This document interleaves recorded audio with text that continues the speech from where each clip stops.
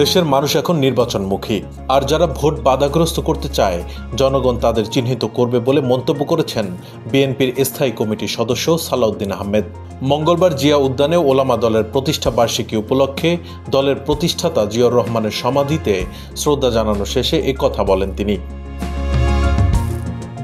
সালাউদ্দিন আহমদ জানান, ধর্মের ভিত্তিতে রাজনীতিতে বিভাজন চায় না বিএনপি।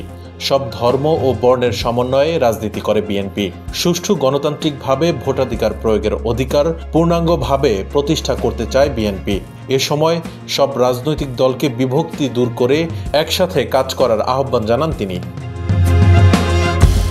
তিনি আরও বলেন, দেশের জনগণ নির্বাচনমুখী, সম্ভাব্য প্রার্থীরাও জনসংযোগ করছেন।